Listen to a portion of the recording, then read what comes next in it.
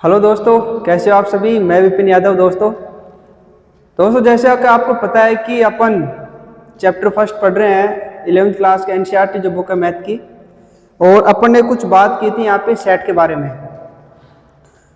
तो दोस्तों आओ उसी श्रेणी को अपन आगे बढ़ाते हैं, सीरीज को, और आगे बढ़ते हैं अपन। इतनी बात कर चुका दोस्तों मैं, जो बातें जो पिछले वीडियो के अंदर मैंने कुछ बातें की थी आपसे, वो मैं यहाँ पे आपको रिवाइज करवाता हूँ। 5-7 मिनट में जो चीज़ें अपने पहले पढ़ी हैं उसको मैं थोड़ा सा आपको फिर से रिवाइज करवाने की कोशिश करता हूँ। दोस्तों सबसे पहले अपन ने ये बात की थी कि सेट है वो होता क्या है। तो मैंने ये कहा था कि जो सेट होता है उसको एक तो अपन इस ब्रैकेट से अपन क्या करते हैं, इसको रिप्रेजेंट करते हैं, और अल्फाबेट के कैपिटल लेटर से इसको अपन क्या करेंगे, रिप्रेजेंट करेंगे। और इस ब्रैकेट के अंदर जो भी लेटर अपन लिखेंगे वो अल्फाबेट के स्मॉल लेटर लिखेंगे अपन, ठीक है। कोई भी लेटर जो अपन इसमें अल्फाबेट के अंदर जो इसमें कोष्टक में लिखेंगे, इसको मंजिला कोष्टक बोलते हैं, करली ब्रैकेट। तो इसके अंदर जो भी अपन अल्फाबेट के जो लेटर लिखेंगे वो रहेंगे यहाँ पे स्मॉल लेटर, जिसको अपन बोलते हैं एलिमेंट ऑफ सेट या फिर ऑब्जेक्ट ऑफ सेट, ठीक है कि नहीं है, और या फिर मेंबर ऑफ सेट, ऐसे अपन बोलते हैं। तो मतलब ये जो सेट है दोस्तों, AEIOU,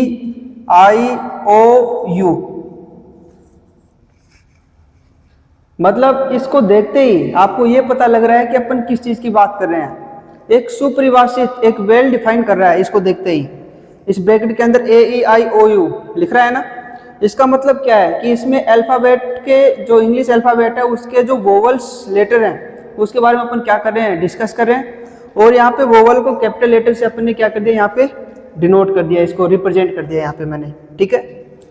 तो सेट्स का मतलब आपको समझ में आया होगा दोस्तों कि ये किसी भी वस्तुओं के बारे में, ठीक है, क्या करता है, ये सुपरिभाषित करता है कि इस ब्रैकेट के अंदर क्या लिखा गया है। दूसरा मैंने बात किया था कि जो ये सेट है इसके अंदर जो भी चीजें लिखी गई हैं उसको जो इंग्लिश अल्फाबेट है उसके स्मॉल लेटर्स लिखेंगे। दूसरा इसको अपन या तो ऑब्जेक्ट बोल देंगे, ऑब्जेक्ट ऑफ सेट, या फिर इसको बोल देंगे अपन मेंबर ऑफ सेट, या फिर बोल देंगे इसको एलिमेंट ऑफ सेट, ठीक है। उसके बाद में दोस्तों मैंने ये बात की थी कि मान लो कि एक कोई आपका लेटर है वो सेट ए के अंदर है, तो मैंने एक सिंबल का यहां पे यूज किया था, ए बिलोंग्स टू ए। तो यहां पे जो सिंबल था इसका मतलब क्या होता है दोस्तों, बिलोंग्स टू, यानी ए है वो किसके अंदर है, स्मॉल ए है वो कैपिटल ए के अंदर है, ये बात हुई थी। दूसरा अपन ये सीखा था, मान लो बी कोई लेटर है वो ए के अंदर नहीं है, तो इसको अपन क्या लिखेंगे, इसको क्या कर देंगे अपन, क्रॉस कर देंगे यहाँ पे, और यहाँ पे लिख दिया मैंने ए। इसको क्या बोलेंगे, B does not belongs to A, मतलब बी जो एलिमेंट है वो किसके अंदर नहीं है, ए के अंदर नहीं है। ये बात हो गई थी अपनी। उसके बाद में कुछ यहाँ पे मैंने सिंबल भी बताए थे आपको कि कैपिटल जेड से अपन किसको रिप्रेजेंट करेंगे, कैपिटल क्यू से किसको रिप्रेजेंट करेंगे, यहाँ पे और भी यहाँ पे कुछ बातें अपन ने किए थे। कैपिटल ये यहाँ पे आर है वो किससे रिप्रेजेंट करेंगे, ठीक है कि नहीं है।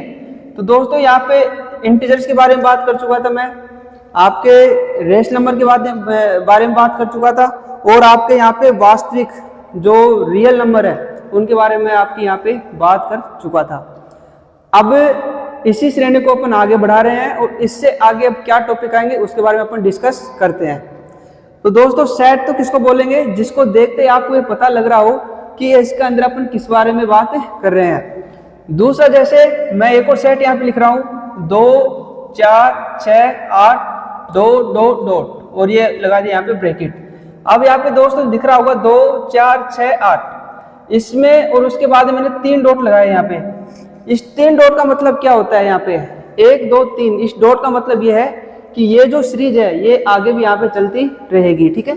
और इसको अपन देखते हैं आपको ये पता लग रहा है कि ये जो नंबर है वो कैसे दिख रहे हैं आपको, इवन नंबर्स, इवन नंबर जिसको अपन बोलते हैं सम संख्याएं। तो दोस्तों इसको देखते आपको पता लग रहा है कि इसके अंदर इवन नंबर्स के बारे में क्या हो रही है, बात हो रही है। दूसरा एक और एग्जांपल ले रहा हूं मैं यहाँ पे 1 3 5 7 डॉट डॉट डॉट 1 3 5 7, इससे क्या पता लग रहा है दोस्तों, यहाँ पे अपन बात करें ओड नंबर्स की, ओड नंबर्स की, ठीक है। ओड नंबर मतलब जिसके अंदर 2 से डिवाइड अपन नहीं कर सकते, इस नंबर को अपन 2 से डिवाइड नहीं करेंगे उसको अपन ओड नंबर बोलते हैं, और जिस नंबर को अपन 2 से डिवाइड करते हैं उसको अपन इवन नंबर्स बोलते हैं। यानी जिस संख्या के अंदर 2 का भाग जाता है उसको इवन नंबर बोलेंगे, और जिस संख्या में 2 का भाग नहीं जाता है उसको अपन ओड या हिंदी में इसको बोलते हैं विषम संख्या कहते हैं दोस्तों, ठीक है। तो ये तो आपकी बात होगी कि ये सेट अपन इस प्रकार से अपन क्या करते हैं, रिप्रेजेंट करते हैं, और इस प्रकार से अपन को क्या करेंगे, पहचान पाएंगे।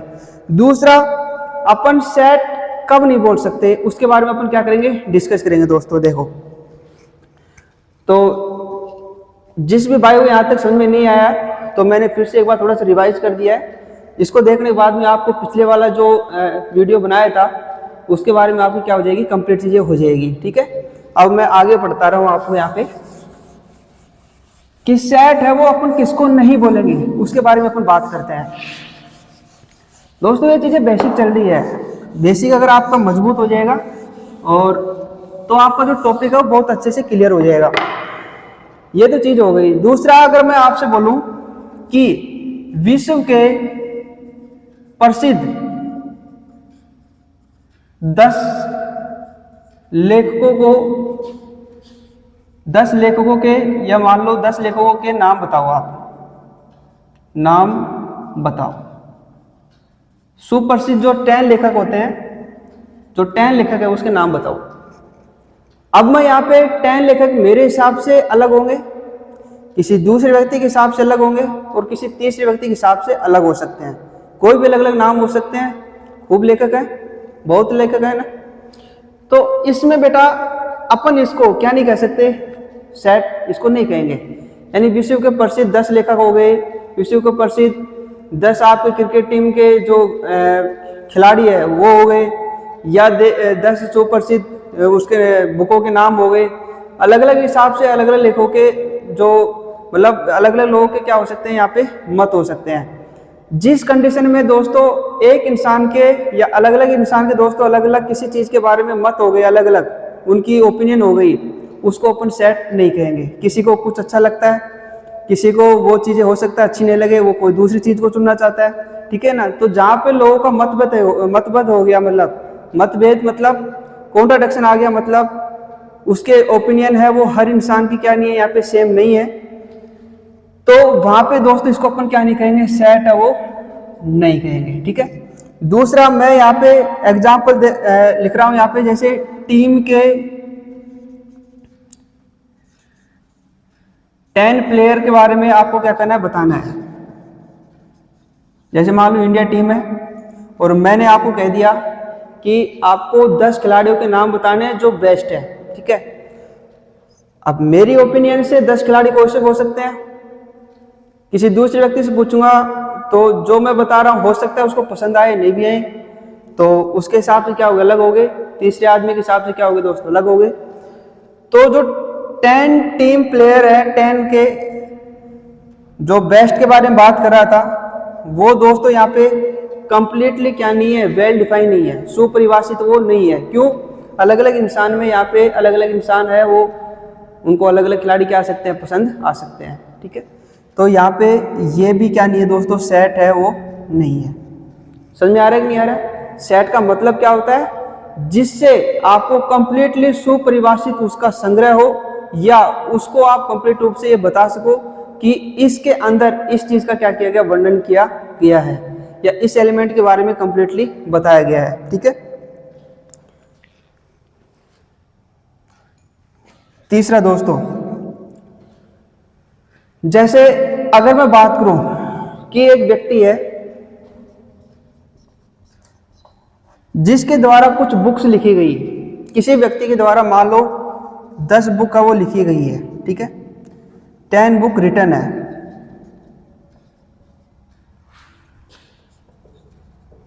किसी व्यक्ति की 10 बुक है, ठीक है दोस्तों। तो अगर मैं इसमें से एक बुक पढ़ रहा हूं तो इन्हीं 10 बुक में से पढ़ रहा हूं वो भी किसी व्यक्ति की, तो इसका मतलब वो क्या हो गया, कलेक्शन हो गया, एक कलेक्शन हो गया कि नहीं हो गया। तो दोस्तों जैसे किसी व्यक्ति की 10 बुक है और उस बुक में से अगर आपको एक बुक चुनना है तो पूरी बुक 10 है, उस 10 बुक में से मैं एक बुक चुन रहा हूं और मैं बोलूंगा कि इस 10 बुक्स में मैं एक बुक्स पढ़ रहा हूं वो भी किसी व्यक्ति के द्वारा लिखी गई है, तो है तो दोस्तों फिक्स, और 10 बुक हैं और किसी व्यक्ति के द्वारा लिखी गई हैं, तो दोस्तों इसको मैं क्या कह सकता हूँ, यहाँ पे सेट कह सकता हूँ। समझ में आ गया, इसमें कोई भी कंट्राडिक्शन नहीं है, अलग अलग इंसान की कोई भी क्या नहीं है, अपनी अपनी राय नहीं है इसमें, ठीक है। इसमें ये फिक्स है कि 10 बुक हैं जो कि इस व्यक्ति द्वारा लिखी गई थी और जो मैं बुक पढ़ रहा हूँ वो इन्हीं 10 बुक में से एक इंसान की, मतलब एक बुक में पढ़ रहा हूँ 10 बुक में से। तो यहाँ पे दोस्तों क्या हो गया, कंप्लीटली इन 10 बुक्स का दोस्तों यहाँ पे कलेक्शन हो गया। 10 बुक का यहाँ पे नाम भी हो सकता है, ठीक है नहीं है, और उनकी अलग अलग क्या हो सकती है, पहचान हो सकती है, लेकिन वो किसकी हो रही है, एक व्यक्ति के बारे में बात हो रही है, एक व्यक्ति के द्वारा लिखी गई बुक्स है। तो यहाँ पे ये क्या हो गया, यहाँ पे सेट हो गया। क्लियर, मेरे हिसाब से सब चीज़ें आपको समझ में आई होगी। फिर भी अगर कोई चीज़ समझ में नहीं आ रही है दोस्तों तो कमेंट में लिखना, मैं आपको उसका क्या दूंगा, आंसर देने की कोशिश करूंगा, ठीक है। अब अपन आगे बढ़ते हैं दोस्तों और, ठीक है। अब समुच्चय किसे कहते हैं, समुच्चय किस हिसाब से अपन बना सकते हैं, ये सब बातें हो गई है। अब ये समुच्चय बनाने की 2 विधि है, इसको निरूपित करने की 2 विधियां हैं। अब अपन आगे बढ़ रहे हैं दोस्तों यहां से, ठीक है।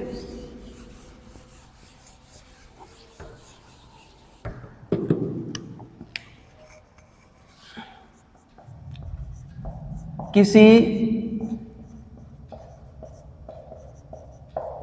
समुच्चय को निरूपित करने की 2 विधियां हैं, निरूपित करने की 2 विधियां हैं। There are 2 method of representing a set. There are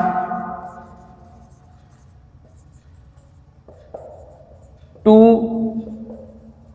method of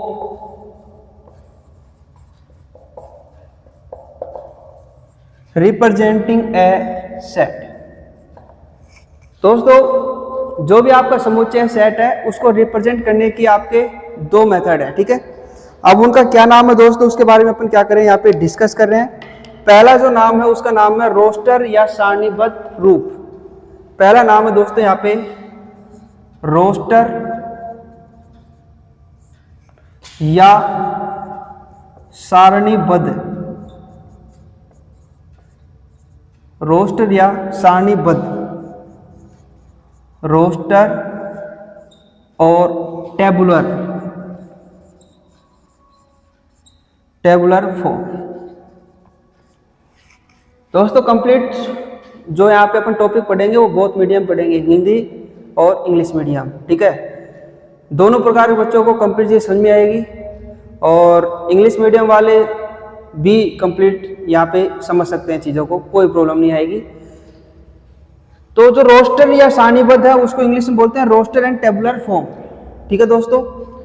दूसरा यहाँ पे जो लिखा है आपका उसको बोलते हैं आपका समुच्चय निर्माण रूप, समुच्चय निर्माण रूप, सेट बिल्डर फॉर्म। रोस्टर या सारणीबद्ध रूप, इसको बोलते हैं समुच्चय रूप या फिर सेट बिल्डर फॉर्म, ठीक है दोस्तों। इसको अपन पढ़ते हैं। अब दोस्तों इसमें पढ़ेंगे रोस्टर रूप से समुच्चय के सभी अवयवों को एक दूसरे से अर्धविराम, यानी जो भी उसके अंदर अपने एलिमेंट लिखेंगे उन एलिमेंटों को अपन अर्धविराम के द्वारा उनको क्या करेंगे, अलग अलग सेपरेट करेंगे। दोस्तों मैं यहाँ पे आपको समझाने की कोशिश करता हूँ। देखो पहले मैं बात करता हूँ यहाँ पे रोस्टर की। रोस्टर या सारणीबद्ध।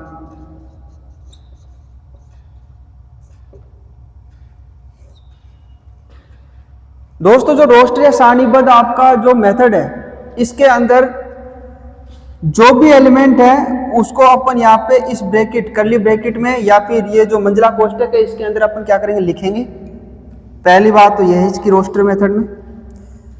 दूसरी बात है दोस्तों इसकी कि इसके अंदर जो भी आपके एलिमेंट है ए, ई, आई, ओ, यू, इसके अंदर दोस्तों ये कॉलम लगाएंगे अपन, जिसको अपन क्या बोलते हैं, अर्धविराम, ठीक है।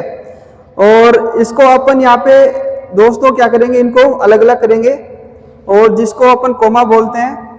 तो जो भी एलिमेंट लिखे जाएंगे किसके अंदर, आपके जो रोस्टर मेथड है उसमें जो भी आपके एलिमेंट होंगे उसको सेपरेट करने के लिए अपन कोमा का क्या करेंगे, प्रयोग करेंगे। दो बातें।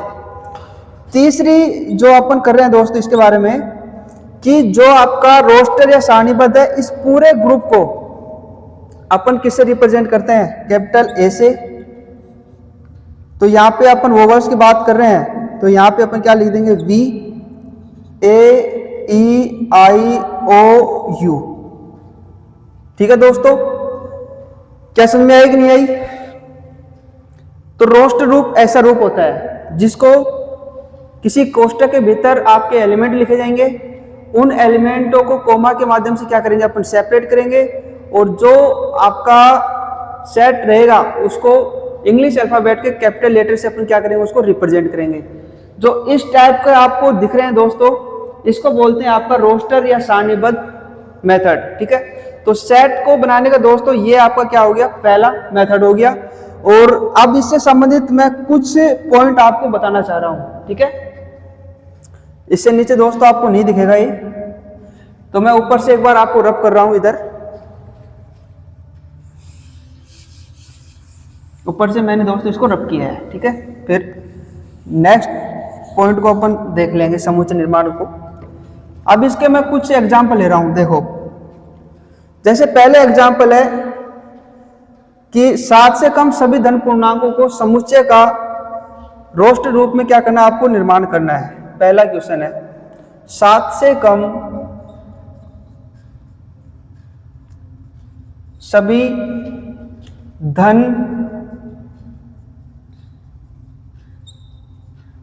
पूर्णांकों के समुच्चय का वर्णन रोस्टर रूप में कीजिए।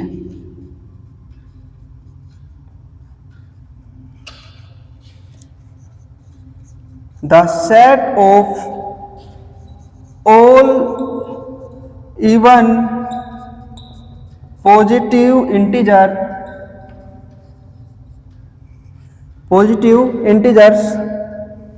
less than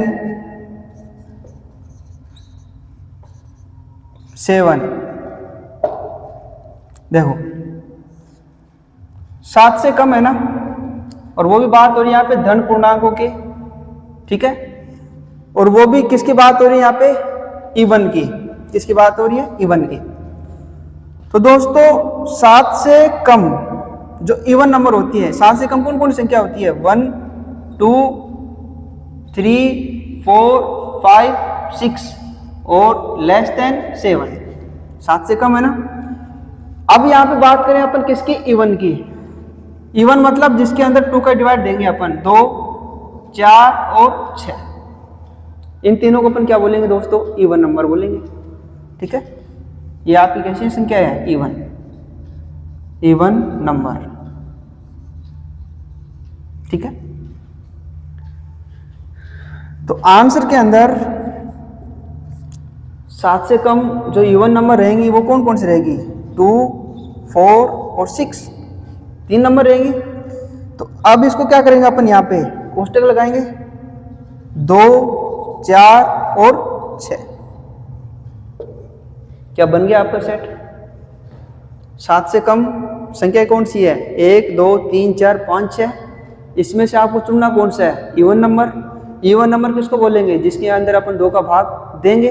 इसका मतलब 2, 4 और 6, it's called your even numbers. Understand?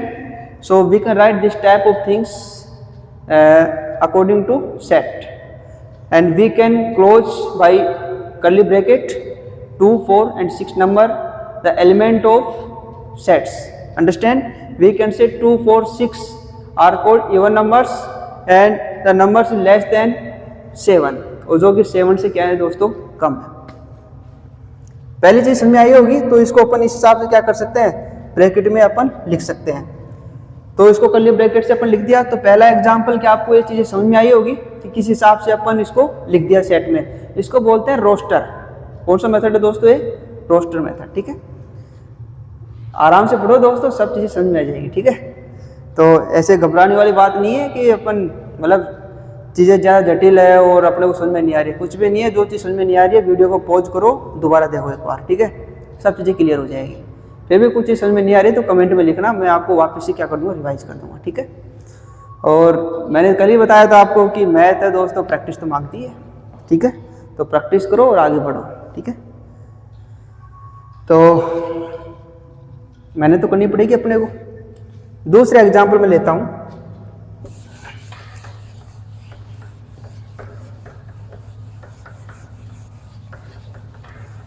दूसरा एग्जाम्पल ये लेता हूं, जैसे संख्या है आपकी 47।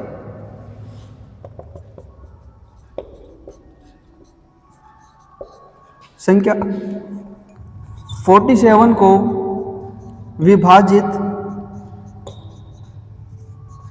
करने वाली सभी प्राकृत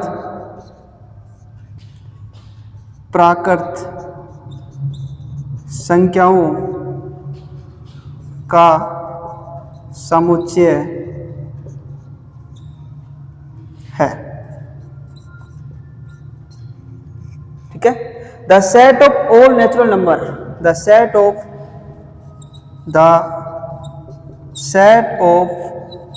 all natural number which divide, मतलब जो डिवाइड होगा, which divide 42, which divide 42। ठीक है, यहां तक करते हैं। देखो 42 आपका नंबर है। अब 42 के अंदर अपन किस किस नंबर का भाग दें या डिवाइड दें, और वो भी क्या होनी चाहिए? एक नेचुरल नंबर होनी चाहिए। ठीक है, अब आपको देखो दोस्तों, यहाँ पे मैं अपन देखते हैं कि 42 के अंदर किस किस का भाग जा सकता है। क्या 1 का भाग 42 में जा सकता है? जा सकता है। देखो मैं इसको रब कर रहा हूँ, आप अपने नोट्स है वो धीरे धीरे बनाते चलना। और जब मैं दूसरा एग्जाम्पल ले रहा हूँ उससे पहले इस एग्जाम्पल को आप लिख लिया करो, ताकि जब मैं रब करूँ तो आपको कोई प्रॉब्लम नहीं आओ। ये चीज़ समझ में आ गई होगी आपको। ठीक है, कोई प्रॉब्लम नहीं आए आपको। तो मैंने यहाँ पे इसको क्या कर दिया? अब रब कर दिया है। और जो आपका ये क्वेश्चन है इसके मैं यहाँ पे क्या कर रहा हूँ? एक्सप्लेन कर रहा हूँ। ठीक है, देखो आपका नंबर था 42। अब इसके अंदर किस किस का डिवाइड जा सकता है? क्या 1 का डिवाइड नहीं जा सकता? कि इसमें जाएगा। ठीक है, क्या 2 का डिवाइड जाएगा? जाएगा। 2 कितने बार गया? 1 बार, 21। क्या 3 का भाग नहीं जाएगा? कि इसमें जाएगा। देख लो, 3 और 3 चौक 12, यानी ये हो गया। क्या 4 का भाग जा सकता है? कि इसमें नहीं जाएगा। नहीं जाएगा ना, देखो 4 का भाग नहीं जा रहा है इसमें। ठीक है, 5 का भाग नहीं जाता, 6 का भाग बिल्कुल जाता है। 42, 6 कितने टाइम गया? 7 टाइम्स।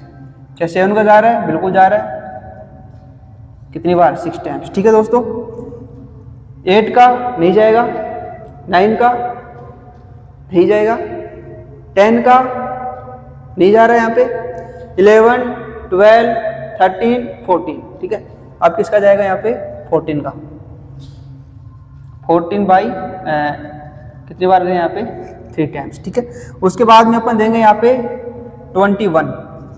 क्या 21 का जाएगा? क्या 42, 21 कितनी बार गया? 2 टाइम्स गया दोस्तों। ठीक है, उसके बाद में अपन देंगे यहाँ पे सेम उस डिजिट का ही, तो डिजिट का भाग डिजिट में जा सकता है, 1 टाइम्स जाएगा ना, ठीक है, उसको अपन लिख देंगे। कितने बार गए यहाँ पे? 1 बार गए। कोई प्रॉब्लम? ठीक है। अब यहाँ पे आपको पता लग रहा होगा कि 1 का भाग भी जाएगा, 2 का भाग भी जाएगा, 3 का जाएगा, 6 का जाएगा, 7 का जाएगा, 14 का जाएगा, 21 का जाएगा और 42 का जाएगा। ये ऐसी नंबर है जिसका डिवाइड किस में जाएगा? 42 में जाएगा। अब अपने को किस में लिखना है? इसको सेट में लिखना है। तो सेट में क्या आएंगे? उसके एलिमेंट आएंगे। कौन से एलिमेंट आएंगे? जिस एलिमेंट के द्वारा अपन 42 में क्या देंगे? भाग देंगे या डिवाइड देंगे, ठीक है। तो मैंने यहाँ पे क्या लिखे है? एक ब्रैकेट लगा दिया, इधर भी क्या लगा दिया दोस्तों? ब्रैकेट लगा दिया। और ये पूरे जो नंबर थे वो उसके अंदर कोमा से सेपरेट करते हुए मैंने क्या कर दिया? इसमें लिख दिया। कोई प्रॉब्लम नहीं है, ठीक है। 1 2 3 6 7 14, उसके बाद में 21 और उसके बाद में 42, और इसको मैंने यहाँ पे क्या कर दिया? क्लोज कर दिया बाई कर दिया, जिसको अपन हिंदी में मंजिला कोष्ठक बोलते हैं, ठीक है। क्या सेट बन गया क्या आपका? बिल्कुल बन गया। अब इन नंबर को देखते ही आपको पता लग गया होगा कि इस सेट के अंदर जो भी एलिमेंट है या एलिमेंट ऑफ सेट है, ये ऐसे एलिमेंट ऑफ सेट है जिसका डिवाइड अपन किस में दे सकते हैं? 42 में दे सकते हैं। या ये ऐसी संख्याएं हैं जिनका कंप्लीटली भाग किस में जाता है? 42 में जाता है। तो मैंने क्या बना दिया? इसका एक सेट बना दिया है कंप्लीट, ठीक है, ओके। तीसरा, अंग्रेजी वर्णमाला के सभी स्वरों का समुच्चय। तो 2 एग्जाम्पल हो गए, समझ में आ गया होगा रोस्टर मेथड आपको किस हिसाब से अपन लिखते हैं दोस्तों।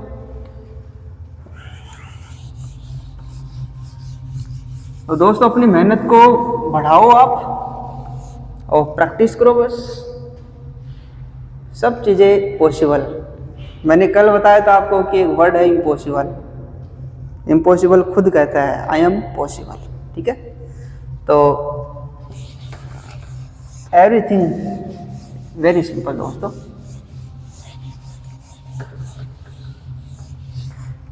तीसरा जो मैं एग्जाम्पल ले रहा हूं यहां पे, अंग्रेजी वर्णमाला के सभी स्वरों का समुच्चय है। अंग्रेजी वर्णमाला के सभी स्वरों का समुच्चय। अंग्रेजी वर्णमाला के सभी स्वरों का समुच्चय है। पहले बात कर चुके हैं अपन। देखो दोस्तों, अंग्रेजी जो वर्णमाला है उसके जो वोवल्स होते हैं वो होते हैं ए, ई, आई, ओ, यू। कितने वोवल्स होते हैं? 5 वोवल्स होते हैं, ठीक है। इन वोवल्स को अपन किससे रिप्रेजेंट करेंगे? कैपिटल वी से। वी मतलब वोवल्स, वी से अपन ने क्या किया था? वो इसको रिप्रेजेंट किया था और इसको अपन क्या कर देंगे? यहाँ पे क्लोज कर दिया। किससे? ब्रैकेट के माध्यम से। क्या समझ में आई चीजें? वोवल्स को डिनोट किससे किया? कैपिटल वी से। कैपिटल वी के अंदर अपने क्या कर दिया? यहाँ पे ए, ई, आई, ओ, यू को अपने क्या कर दिया? यहाँ पे राइट कर दिया है और इसको कोमा के माध्यम से अपन क्या कर दिया? इसको सेपरेट कर दिया है और लास्ट में इसको एक ब्रैकेट के माध्यम से क्या कर दिया? इसको क्लोज कर दिया है। तो क्या रोस्टर मेथड समझ में आया कि नहीं आया? या सारणीबद्ध रोस्टर को क्या बोलते हैं? सारणीबद्ध रूप या फिर टेबुलर फॉर्म। अब इसको इंग्लिश में अपन लिख सकते हैं the set of all vowels. The set of all vowels in the English alphabet. English alphabet is क्या होगी दोस्तों? Bracket A, E, I, O, you, और इसको मैं ऐसे लिख सकता हूं वी बराबर ब्रैकेट आपका ए, ई, आई, ओ और यू। क्या समझ में आया कि नहीं आया? क्लियर? फिर भी समझ में नहीं आए तो दोबारा पूछ सकते हो, कमेंट में डालना और उसका जो भी कमेंट आएगा उसको अपन क्या कर देंगे? रिपीट कर देंगे अपन, ठीक है, कोई इशू नहीं है। और फिर भी कुछ समझ में आता है तो वीडियो को पॉज करके इसको लिखो ना एक बार और फिर इसको वापस चला करके फिर देखना कि मैं इसके बारे में क्या बता रहा हूँ, सब चीज़ समझ आ जाएगी। तो अब यहाँ पे जो बात करें वो अपन कंप्लीटली यहाँ पे टेबुलर फॉर्म की या रोस्टर फॉर्म की अपन बात कर रहे हैं, ठीक है। और एग्जांपल ले लेते हैं।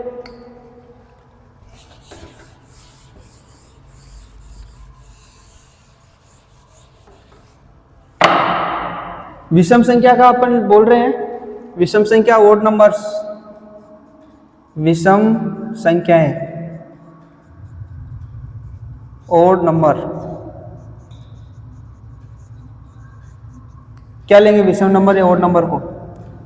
ये आपका ब्रैकेट है 1 3 5 7, 1 3 5 7 ऐसे नंबर है जिसमें 2 का डिवाइड नहीं जाता है, ठीक है। अब दोस्तों क्या लगाना है आपको? 1 2 3, कितने डॉट लगाने हैं? 3 डॉट। कहीं पे भी आपको ऐसा दिख रहा है कि 3 डॉट लगे हुए हैं, डॉट डॉट डॉट, इसका मतलब ये है इससे पहले जो आपको श्रेणी दिख रही है वो श्रेणी आगे क्या करती रहेगी? आगे ऐसे ही चलती रहेगी, ठीक है। 1 3 5 7 और 9, उसके बाद में 11 13 15, ठीक है, 17, ऐसे क्या करती रहेगी? अनंत इन्फिनिटी तक ये चलती रहेगी, ठीक है। जिसका मतलब होता है आपका कि ये चीज़ें यहाँ पे कंप्लीटली चल रही है। अब इसको सेट को देखते ही आपको ये पता लग रहा होगा कि इसके अंदर ओड नंबर्स है वो क्या की गई? इंक्लूड की गई है, ठीक है। उसके बाद में इंग्लिश में आप इवन नंबर्स लिख लो, even number, even numbers bracket आपका 2 4 6 8 डॉट डॉट। समझ में आई चीजें? यही फॉर्म क्या करती रहेगी? आगे चलती रहेगी, 2 4 6 और 8, ठीक है दोस्तों। क्या यहां तक चीजें समझ में आई कि नहीं है आपको? Complete, okay. अब इससे संबंधित जो रोस्टर फॉर्म है उसमें आपको एक नोट है वो मैं बता रहा हूँ, वो पता लगाना, ध्यान देना उसके बारे में क्या है वो। यहाँ तक उम्मीद है कि सब अपने नोट्स बनाएंगे और लिखेंगे आराम से, सब चीज़ें समझ में आ जाएगी आपको कंप्लीट।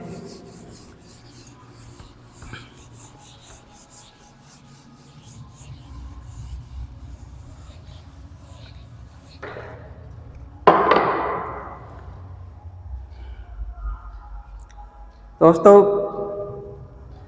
एक कोटेशन याद आ गया तो मैं आपको बताता हूँ, ठीक है। वह पथ क्या, पति की पहचान क्या। वह पथ, पथ क्या होता है? मार्ग, जिसको अपन बोलते हैं रास्ता। वह पथ क्या, पति की पहचान क्या, यानी उस रास्ते के ऊपर जो लोग चल रहे हैं, कोई भी इंसान है वो यहाँ पे क्या कर रहा है? चल रहा है उसके ऊपर। अब इस रास्ते पे क्या है दोस्तों? कांटे पड़े हुए हैं और यहाँ पे उसकी मंजिल है, ठीक है। वह पथ यानी व्यक्ति, वह पथ क्या मतलब रास्ता है, वह पथिक क्या, वह पथ क्या, पथिक की पहचान यानी उसकी पहचान क्या है। यदि मार्ग में बिखरे सूल ना हो, यानी मार्ग यानी इस रास्ते के अंदर दोस्तों सूल कांटे बिखरे हुए हैं और जाना है इसको कहाँ पे? यहाँ पे टारगेट के ऊपर। तो वह पथ क्या, पति की पहचान क्या, यदि मार्ग में बिखरे सूल ना हो, ठीक है। और वह नाव क्या, वह नाव क्या, नाविक की पहचान क्या, नाव और नाविक की पहचान क्या, यदि धाराएं क्या नहीं हो दोस्तों? प्रतिकूल ना हो। समझ में आया नहीं है? एक राहगीर को भी कहाँ जाना है? मंजिल पे जाना है, और रास्ते में क्या बिखरे हुए हैं? कांटे बिखरे हुए हैं। जाना कहाँ पे उसको? मंजिल पर। अब इन कांटों को पार करके इसको कहाँ जाना पड़ेगा? मंजिल पे जाना पड़ेगा। तो वो पथिक क्या, अगर कांटों को पार करके अपने मंजिल पे नहीं पहुंचा, उसकी क्या पहचान है? मतलब ये कांटे दोस्तों क्या आ गए यहाँ पे? संघर्ष, उसकी मेहनत, ठीक है। और वह नाव और नाविक की पहचान क्या? ये लहर है दोस्तों, नाविक जाना चाह रहा है इधर और लहर आ रही है इधर, एंटी, मतलब उसको रोकने की कोशिश कर रही है, लेकिन नाविक को जाना कहाँ पे है? आपके टारगेट पे जाना है, ठीक है। इसको बोलते हैं सक्सेस, ठीक है। बीच बीच में जो चीजें याद आती है तो मैं बताता चलूँगा, कोई दिक्कत नहीं है। बस मस्त रहो, पढ़ो और मेहनत करो, आप आगे बढ़ो बस, ठीक है। कुछ भी नहीं है, सब चलता रहता है। जितनी मेहनत करोगे आप उतने निखरने वाले हो, ठीक है। तो ये चीज़ें समझ में आई होगी। बीच बीच में अपन ये छोटी बातें कर लेते हैं अपन, ठीक है। छोटी बात नहीं है, बहुत बड़ी बात है, लाइफ में काम आती है ये चीज़ें। मतलब चढ़कर गिरना नहीं करता, फिर भी चींटी एक दिन क्या होती है, दीवार पर चढ़ी जाती है। आपको देखा होगा कभी। चलो कोई दिक्कत नहीं है। नोट मतलब क्या है दोस्तों? नोट कि जो आपकी रोस्टर फॉर्म है, इसके अंदर जो एलिमेंट आएंगे वो एलिमेंट का जो क्रम है वो फिक्स नहीं है। मतलब उसको कैसे भी अपन क्या कर सकते हैं, यहाँ पे राइट कर सकते हैं, ठीक है। कैसे? जैसे अभी अपन ने पढ़े थे कि 1 3 7 21 2 6 14 42 ऐसे। अभी एक एग्जाम्पल पढ़े थे ना कि जिसके ऐसी कौन कौन सी संख्या है जिसके अंदर 42 में क्या जाएगी, भाग जाएगी। तो ये ऐसी सभी संख्याएं हैं जिसके द्वारा अपन 42 में क्या कर सकते हैं, भाग दे सकते हैं। अब आप देख रहे होगे कि 1 आ गया, फिर 3 आ रहा है, फिर 1 के बाद में 2 आना चाहिए था, वो यहाँ पे आ रहा है। उसके बाद में ये 3 आ रहा है, उसके बाद में 7 आ रहा है, फिर 14 आ रहा है, फिर पहले 6 आ रहा है, ठीक है। उसके बाद में आपका 42 आ रहा है, ये 22 आ गया 14 से पहले। तो इसका मतलब क्या है कि रोस्टर फॉर्म में जो भी एलिमेंट लिखे जाएंगे उसका क्रम का कोई भी यहाँ पे संपर्क नहीं है। मतलब कैसे भी अपन इसको राइट कर सकते हैं, ठीक है। तो आप लिख सकते हो कि रोस्टर रूप में अवयव को सूचीबद्ध करने में उनके क्रम का महत्व नहीं होता। रोस्टर रूप में अवयवों को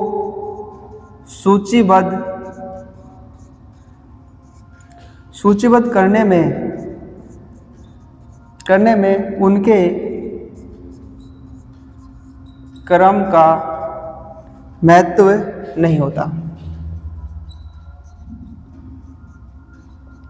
नहीं होता। ठीक है दोस्तों। In roster form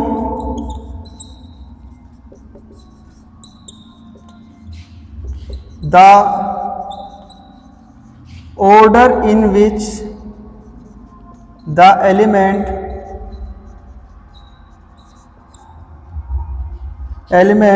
are listed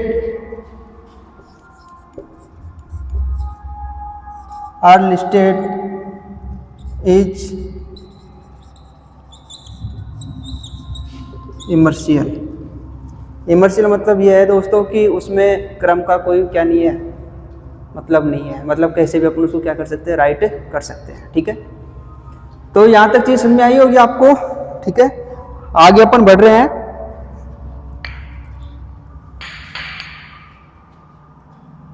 उसके बाद में एक और अपन यहाँ पे नोट पढ़ेंगे दोस्तों। कैसे? देखो, इसको लिख लेना।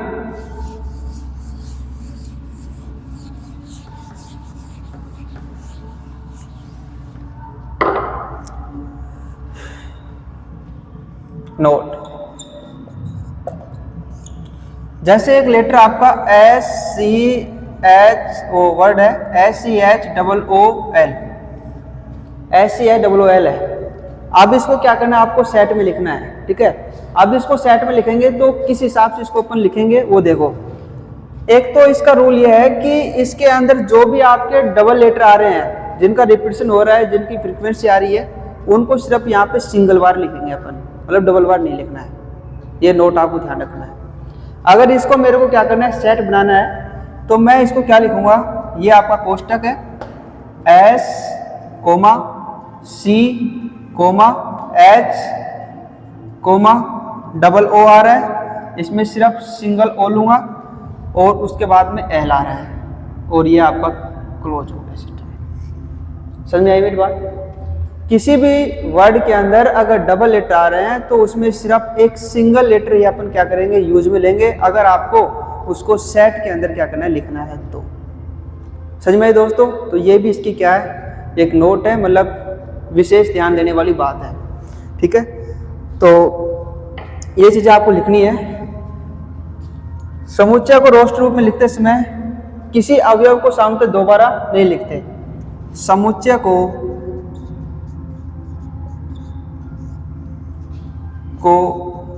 रोस्टर रूप में लिखते समय किसी अवयव को सामान्यतः दोबारा नहीं लिखते हैं।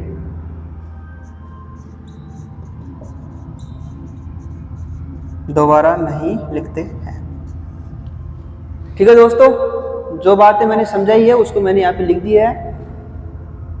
तो जो बच्चे नोट्स बना रहे हैं वो कम्प्लीटली यहाँ पे उसको लैंग्वेज के रूप में लिख लें, ताकि वो माइंड में क्या रहेगी, आपकी बातें याद रहेगी। और जब उसको आप दोबारा पढ़ोगे, रिवीजन करोगे उसको, तो वो चीज़ें आपको क्या हो जाएगी, क्लियरली समझ में आ जाएगी। ठीक है, तो इंग्लिश में भी लिख सकते हैं, writing the set in roster form, writing the set in roster form and an element is not generally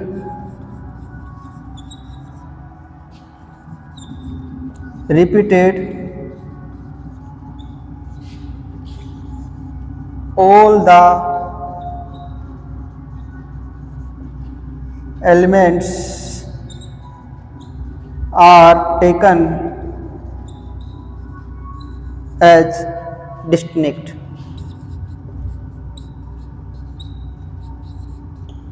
ठीक है दोस्तों, ये लिख दिया मैंने। कोई भी लेटर है वो दोबारा नहीं लिखा जाएगा। उसके बाद में दोस्तों अपन आगे बढ़ रहे हैं।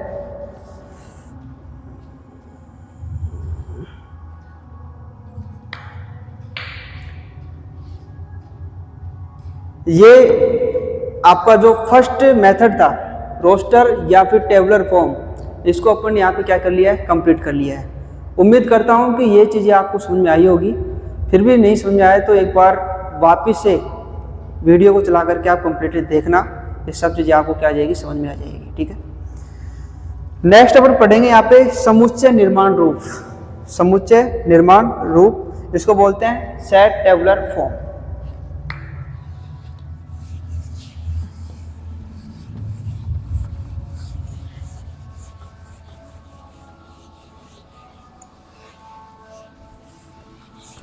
दोस्तों बेसिक को कंप्लीट करना जरूरी है। इसको देखने के बाद में आपको और चीज़ें पढ़ने की जरूरत नहीं पड़ेगी। सेट से संबंधित कंप्लीट चीज़ें आपकी यहाँ पे क्लियर हो जाएगी। एक एक छोटी छोटी बातों को मैंने यहाँ पे इंक्लूड करने की कोशिश किया हूँ मैं, ताकि बच्चों का कोई भी डाउट यहाँ पे नहीं रहे।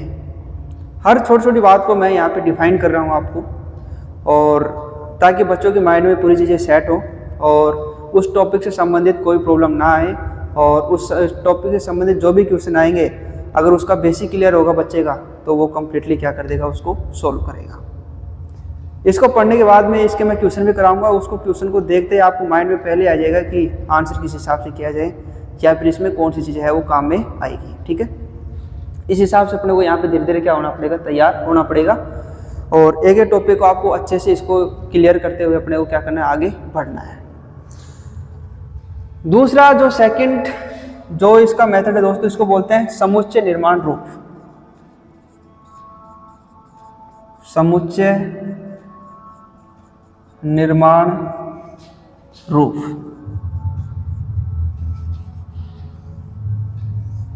सेट टेबुलर फॉर्म,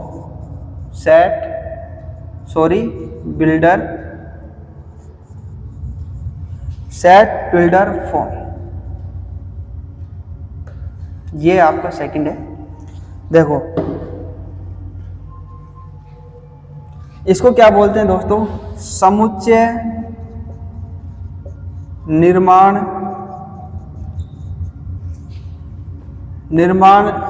रूप में किसी समुच्चय के सभी अवयवों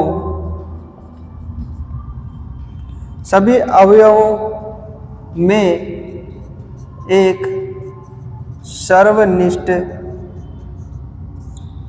सर्वनिष्ठ गुणधर्म होता है।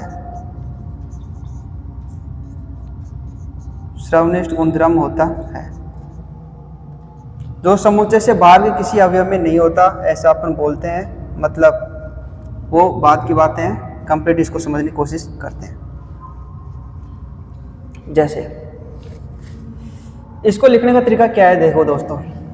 जैसे आपका b है, वो ही आपका ब्रैकेट होता है x डॉट डबल x, अंग्रेजी वर्णमाला का एक स्वर है। अब ये x है, ये उसके बाद में ये डबल क्या आ गया आपके, ये आ गए ना कॉलम, इसको बोलते हैं अपन, ठीक है। अब इसके अंदर आपको क्या करते हैं दोस्तों, ये जो x है ये इसके बारे में क्या करेगा, डिफाइन करेगा कि ये x है क्या। तो x क्या होगा यहाँ पे, x अंग्रेजी वर्णमाला का एक स्वर है, x अंग्रेजी वर्णमाला का एक स्वर है। और उसके बाद में ये ब्रैकेट को क्या कर दिया मैंने, क्लोज कर दिया। अगर किसी सेट को इस रूप में लिखा जाता है ऐसे, v equal to bracket x, फिर उसके बाद में ये क्या आ रहे हैं आपके कोलन आ रहे हैं, x आ गया, ये x है। उसके बाद में ये जो लाइन है वो इस x के बारे में सर्वनिष्ठ एक गुणधर्म बता रही है कि यहाँ पे जो x, ये जो एलिमेंट है वो क्या है, ये अंग्रेजी वर्णमाला का ये क्या है, स्वर है। तो क्या पता लगा कि नहीं लगा इसके बारे में। अगर कोई ऐसा लिखा जाता है सेट, तो ये क्या हो गया दोस्तों, यहाँ पे किसको दर्शा रहा है, यहाँ पे वोवेल्स को दर्शा रहा है, ठीक है। अब इसके अंदर क्या है, तो जैसे आपके A E I O U, इसको देखते आपको स्वर लग रहा था ना, ये वोवेल्स लग रहे थे ना, तो बस उसको मैंने इस लैंग्वेज में लिख दिया यहाँ पे ऐसे, क्लियर। इसी को अपन बोलते हैं यहाँ पे समुच्चय निर्माण रूप, सेट बिल्डर फॉर्म। अगर आपका ऐसा कोई सेट लिखा हुआ है, इसको डायरेक्ट आपको क्या पढ़ना है कि ये कौन सा फॉर्म है, समुच्चय निर्माण रूप है, और इसको ऐसा लिखा गया है। अब अगर आपको ये दे रखा है तो उसको अपन इसमें क्या कर देंगे, चेंज कर देंगे, v बराबर A E I O U, ये और ये एक ही चीज़ है, बस इसको रोस्टर फॉर्म बोलते हैं और इसको क्या बोलते हैं, आपका सेट बिल्डर फॉर्म बोलते हैं। समझ में आ गया, उम्मीद करता हूँ समझ में आई होगी चीज़ें। तो दो मेथड है इसके, रोस्टर या सारणीबद्ध रूप, और एक आपका यहाँ पे सेट बिल्डर फॉर्म, और दोनों में ये अंतर है, ठीक है। और भी एग्जांपल अपन यहाँ पे लिखने वाले हैं। In set builder form all the elements of set possesses एक सिंगल कॉमन प्रॉपर्टी विच, ठीक है। मैं यहाँ पे इसको क्या कर रहा हूँ, यहाँ पे रब कर रहा हूँ, ठीक है, और इंग्लिश में लिखने की कोशिश करता हूँ इसको। इन set builder form all the element of a set possess a single common property। ठीक है दोस्तों, ये इंग्लिश में होगी बातें, डिफरेंस में आ गया होगा। मेहनत करोगे तो सब चीज़ें समझ में आएगी, और प्रैक्टिस करोगे तो मैथ में अच्छे बनने वाले हो। मैथ दोस्तों प्रैक्टिस मांगती है, ठीक है, डजेंट मैटर। और इंग्लिश में क्या लिखेंगे इसको अपन, v equal to bracket x colon x। अब यहाँ पे क्या हो जाएगा, x है ना, x is a vowel in English alphabet, English alphabet. ठीक है, हो गया। अब इससे संबंधित कुछ इंपॉर्टेंट पॉइंट बस यही है कि जो भी आपके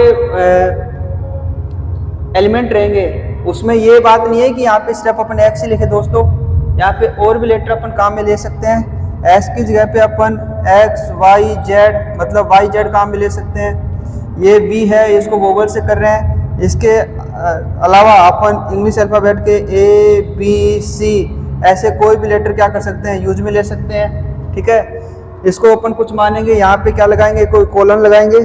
उसके बाद में यहाँ पे जो x रहेगा उसके बाद में अपन ये लिखेंगे कि ये x है वो क्या है, यहाँ पे मतलब जो भी उसका गुणधर्म होता है उसको अपन यहाँ पे क्या करेंगे, बताने की कोशिश करेंगे। तो ये इस सेट बिल्डर फॉर्म के कुछ इंपॉर्टेंट बातें थी। ठीक है, तो पहली बात तो क्या हो गई कि x की जगह पे अपन y z ऐसे कोई भी लेटर काम में ले सकते हैं। दूसरा फिर अपन यहाँ पे क्या यूज करते हैं, कोलन यूज करते हैं। और तीसरी बात यह है कि कोलन के जस्ट बाद में जो कोलन के पहले जो एलिमेंट दिया था उसके क्या बताएंगे, यहाँ पे प्रॉपर्टीज की क्या करेगा, वो बात करेगा यहाँ पे कंप्लीट। ठीक है, तो ये इसके क्या है, गुणधर्म है। उम्मीद करता हूँ दोस्तों ये चीजें समझ में आई होगी। उसके बाद में कंप्लीट कुछ एग्जाम्पल मैं और लिखने की कोशिश करता हूँ। ठीक है,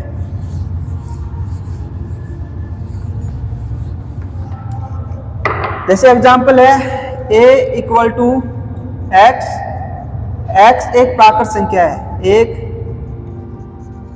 प्राकृत संख्या है और 3 less than x less than 10। इसका मतलब क्या हुआ दोस्तों, ये जो a है x एक प्राकृतिक यानी एक नेचुरल नंबर है, यहाँ पे नेचुरल नंबर है। और जो x की वैल्यू है वो 3 से तो बड़ी होनी चाहिए और 10 से छोटी। तो ये यहाँ पे 3 आपका 3 से बड़ा क्या होता है, 4 5 6 7 8 9 और ये हो गया आपका 10। 3 से बड़ी है और 10 से छोटी है। इसका मतलब किसकी बात कर रहा है, वो इन नंबर की बात कर रहे हैं। तो ये सभी क्या है, आपकी नेचुरल नंबर है। मैंने समझाया था कल आपको कि नेचुरल जो नंबर है वो 1 से स्टार्ट होती है और इन्फिनिटी तक जाती है। ठीक है, अब यहाँ पे क्या हुआ, इसको लिखने के तरीके क्या हो गए, ये तो होंगे ना। तो इसको अपन क्या कर देंगे, a इक्वल टू ब्रैकेट 4 5 6 7 8 और 9। ठीक है, और उसके बाद में क्या लगाएंगे, कंडीशन लगा देंगे क्या, 3 ग्रेटर देन x और लेस देन 10 और ब्रैकेट में क्या कर देंगे, बंद कर देंगे। ये हो गया आपका कौन सा, सेट बिल्डर फॉर्म, और ये हो गया आपका कौन सा, टेबलर फॉर्म या फिर रोस्टर फॉर्म। दोनों बात तो एक ही है ना, बस लिखने का तरीका अलग है। मतलब दो टाइप से अपन क्या कर सकते हैं, सेट को बिल्ड कर सकते हैं यहाँ पे। ठीक है,